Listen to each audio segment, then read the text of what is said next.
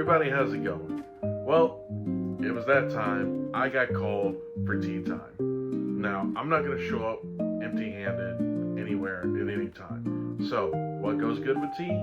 Scones. Scones are something that I've constantly heard about but never actually tried myself.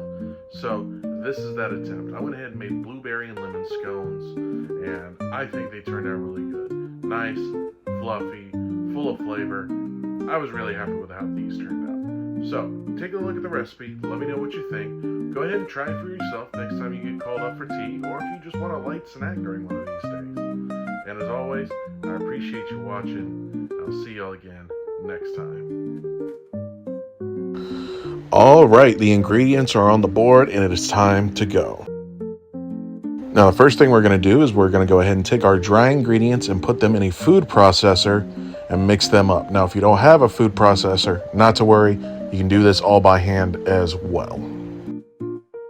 Now, once everything is mixed up properly, you're going to take the butter that you have sliced up or diced and go ahead and sprinkle that over the top. Once it's all sprinkled in, you're going to go ahead and pulse this for about 3 seconds at a time until you have this sandy texture. Now, if you don't have a food processor, you can do it all by hand. Again, you're just looking for that sandy texture. Next thing you're going to do is take your egg and your yogurt in a separate bowl and whisk that up together until you don't have any streaks of egg left. Now, once everything is mixed, you're going to go ahead and add your wet to your dry and mix it until either in your food processor the dough begins to pull away from the sides, or if you're doing it by hand, until you have a firm mix. Alright, before we go any further, I just want to warn you, when you're using your blueberries, use fresh blueberries. If you don't, your frozen blueberries are one, going to fall when you put this in the refrigerator. Number two, it's going to dye your dough. Now, you're going to have a wet blue mass sitting there and you're not going to be able to bake it properly. Mine turned into these humongous lumps. I mean, they still tasted good, but they didn't look like a scone. So, if you want to do freeform Picasso, hey, use your frozen blueberries. My recommendation, use them fresh. Alright?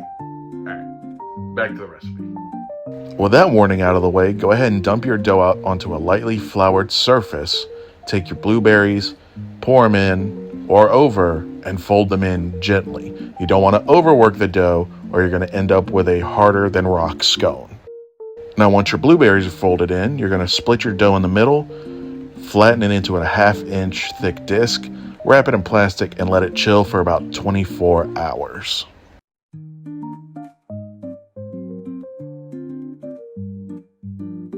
After they've chilled, you're going to take this disc, cut it into 8 pieces, put it on a baking tray or baking pan, and bake it at 350 for about 15 minutes or until they're a light golden brown.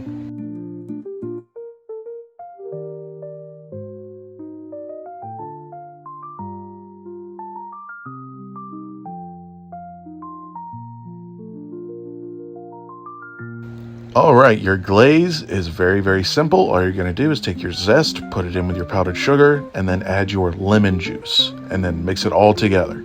Now, you want this at pouring consistency. So if when you mix it, it's still a little thick, just add more lemon juice and you'll be good to go.